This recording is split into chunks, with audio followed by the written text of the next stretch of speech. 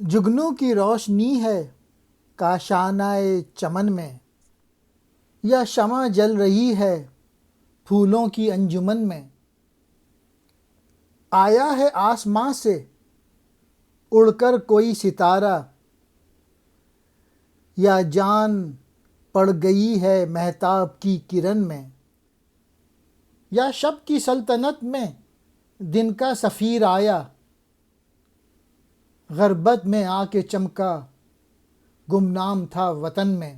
علامہ اقبال اس نظم میں جگنو کے متعلق بتا رہے ہیں کہ باغ کے آنگن میں جگنو چمک رہا ہے، پھولوں کی محفل میں شمع جل رہی ہے، اور ایسا لگ رہا ہے کہ آسماں سے کوئی ستارہ اڑ کر چمن میں آ گیا ہے، یا پھر چاند کی کرن میں جان پڑ گئی ہے، یا پھر ایسا لگ رہا ہے کہ دن کا کوئی سفیر رات کی سلطنت میں آ گیا ہے۔ ہر چند کہ اپنے وطن میں جگنو کی کوئی حیثیت نہ تھی، لیکن یہاں پہنچ کر اس کی شخصیت چمک اٹھی ہے۔ اس شعر سے مراد یہ ہے کہ دن کے وقت جگنو کے پروں کی روشنی اپنے وجود کا احساس نہیں کرا پاتی، جبکہ رات کی تاریکی میں جگنو بہت چمکتا ہے۔ جگنو یہ رات کو اڑنے والا کیڑا ہے جس سے روشنی نکلتی ہے۔ کاشانہ گھر کو کہتے ہیں، انجمن محفل، مہتاب کہتے ہیں چاند کو، غربت کہتے ہیں پردیسی۔ تکمہ کوئی گرا ہے مہتاب کی قبا کا، ذرہ ہے یا نمایاں سورج کے پیرہن میں۔ حسن قدیم کی یہ پوشیدہ ایک جھلک تھی، لے آئی جس کو قدرت خلوت سے انجمن۔ چھوٹے سے چاند میں ہے ظلمت بھی روشنی بھی، نکلا کبھی گہن سے آیا کبھی گہن میں۔ اقبال کہہ رہے ہیں یہ جو جگنو کیا ہے، کیا چاند کی قمیص کا کوئی بٹن گرا پڑا ہے، یا پھر سورج نے اگر کوئی لباس پہنا ہوا ہو تو اس پر پڑا ہوا کوئی ذرہ چمک رہا ہے۔ دراصل یہ محض ایک ننھا سا پرندہ نہیں، بلکہ یہ تو حسن قدیم کی ایک ایسی جھلک کے مانند ہے جسے قدرت تنہائی سے نکال کر کسی محفل میں لے آئی ہو۔ تکمہ کہتے ہیں بٹن، قبا کہتے ہیں لباس کو، نمایاں واضح، پیرہن کہتے ہیں لباس، قدیم پرانا، پوشیدہ کہتے ہیں چھپی ہوئی، جھلک نظارے کو کہتے ہیں، خلوت تنہائی، ظلمت اندھیرا، گہن دھبے کو کہتے ہیں۔ جب یہ جگنو پروں سے دم کو چھپا لیتا ہے تو اندھیرا ہو جاتا ہے، اور جب پروں کو کھول دیتا ہے تو روشنی ہو جاتی ہے۔ پروانہ ایک پتنگا، جگنو بھی ایک پتنگا، وہ روشنی کا طالب یہ روشنی سراپا۔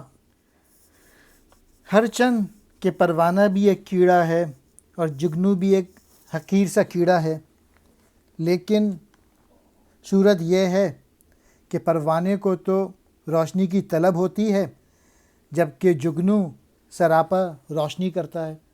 مین میسیج یہ ہے کہ دو قسم کے لوگ ہوتے ہیں اس دنیا میں، ایک ہوتے ہیں گیور اور دوسرے ہوتے ہیں ریسیور۔ دونوں ہی انسان ہیں، لیکن ایک دیتا ہے دوسرا لیتا ہے، تو انسان کو ایسی زندگی گزارنی چاہیے کہ وہ دینے والا ہاتھ ہو، کبھی لینے والا ہاتھ نہ ہو۔ اور اس کے لیے صرف ایک ہی طریقہ ہے کہ جب اپنی خودی ڈیولپ کریں، سیلف ریلائنس ڈیولپ کریں، اپنے اوپر کام کریں، محنت کریں، اسکلز ڈیولپ کریں، تب آپ ایسے جگنو بن سکتے ہیں جس سے روشنی ہو سکتی ہے۔ ہر چیز کو جہاں میں قدرت نے دلبری دی، پروانے کو تپش دی، جگنو کو روشنی دی۔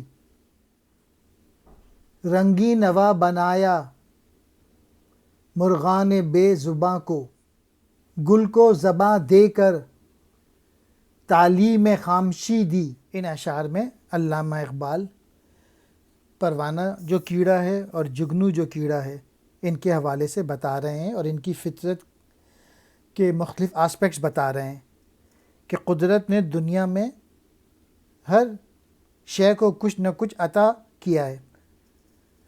جیسے پروانے کو حرارت بخشی ہے، جگنو کو روشنی دی ہے، جو بے زباں پرندے ہوتے ہیں ان کو نہایت سریلی آواز دے دی ہے، اور پھول کو زباں دے کر چپ رہنا سکھا دیا. دل بری کہتے ہیں خوبصورتی کو، پیارا لگنے کی خوبی. تپش کہتے ہیں تڑپ. رنگین ہوا، خوش آواز. مرغان کہتے ہیں پرندے کو. نظارہ شفق کی خوبی زوال میں تھی، چمکا کہ اس پری کو تھوڑی سی زندگی دی. رنگی کیا سحر کو باقی دلہن کی صورت، پہنا کے لال جوڑا شبنم کی آرسی دی. سایہ دیا شجر کو، پرواز دی ہوا کو، پانی کو دی روانی، موجوں کو بے کلی دی.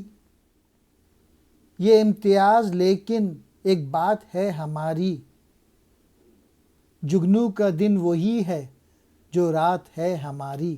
علامہ اقبال کہتے ہیں شفق کا نظارہ ہمیں یوں اچھا لگتا ہے کہ اس کی مدت محض چند لمحات تک ہوتی ہے، اور اس کی جو مختصر زندگی ہے وہی اس کا حسن ہے. پھر سحر کے لمحات کو بھی اتنا خوبصورت لباس عطا کیا، اسے ایک دلہن سے تشبیہ دی جائے تو بے جان نہ ہوگا. جب صبح ہو رہی ہوتی ہے یا طلوع سحر کا منظر ہوتا ہے، سرخی ہوتی ہے آسمان پہ، اس لیے اگر اس کو دلہن کے سرخ جوڑے سے تعبیر کیا جائے تو مناسب ہوگا. اور اس لباس پر شبنم کے قطرے پڑ رہے ہوتے ہیں اور ان کو عارضی سمجھ لینا چاہیے، شبنم کے قطرے کو. اور قدرت نے درختوں کو سایہ عطا فرمایا ہے اور ہوا کو فضا میں اڑنا سکھایا، جبکہ پانی کو روانی بخشی اور موجوں کو اضطراب اور تڑپ دی. ان سب حقائق کے باوجود اس امتیاز میں خصوصی بات یہ ہے کہ جگنو کے لیے وہی وقت دن کی حیثیت رکھتا ہے جس کو ہم انسان رات سمجھتے ہیں.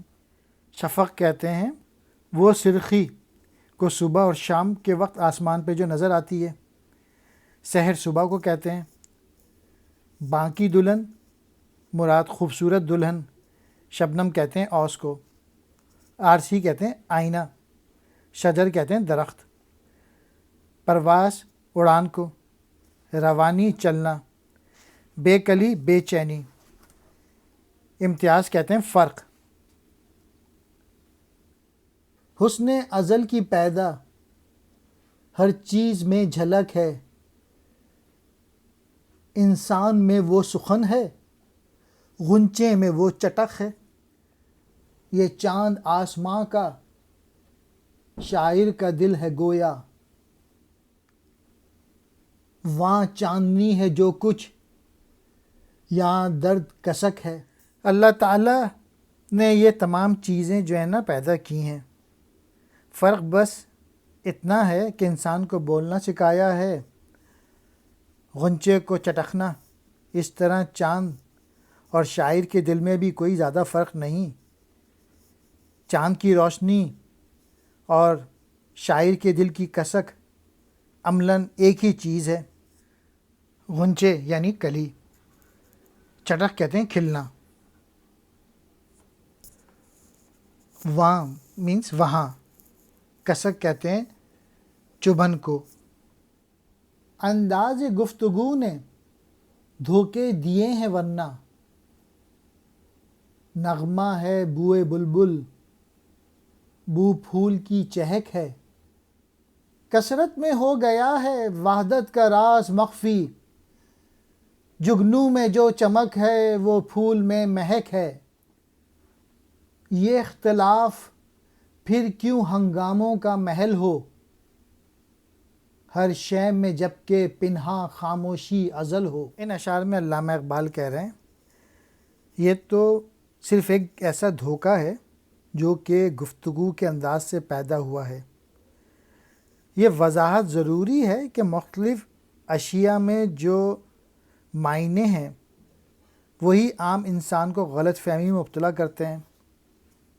یعنی نغمہ جو ہے وہ عملاً بلبل کی خوشبو ہے، اور خوشبو پھول کی چہک سے مشابہ ہے، گویا بلبل کے نغمے کی وہی حیثیت ہے جو پھول کی خوشبو کی ہے۔ اللہ تعالیٰ کی ذات اور اس کا راز مختلف اشیاء میں ظاہر ہو کر عام نظروں سے چھپ گیا ہے۔ اگر غور سے دیکھا جائے، جو حقیقت جگنو میں چمک اور روشنی بن کر نمایاں ہوتی ہے وہی حقیقت پھول کی خوشبو سے بھی ظاہر ہوتی ہے۔ چنانچہ اس حوالے سے جب ہر شے میں اللہ تعالیٰ کا نور اور اس کا حسن چھپا ہوا ہے تو پھر اختلاف میں پڑھ کر نئے جھگڑے کس لیے پیدا کیے جائیں؟ جب یہ سب کچھ ایک ہی ہے تو پھر اختلاف کی کوئی وجہ باقی ہی نہیں رہتی۔ ازل کی خاموشی ہر شے میں چھپی ہوئی ہے اور ایک حقیقت کو ہی ظاہر کر رہی ہے، پھر یہ شور کیوں؟ انداز گفتگو، بات کرنے کا طریقہ۔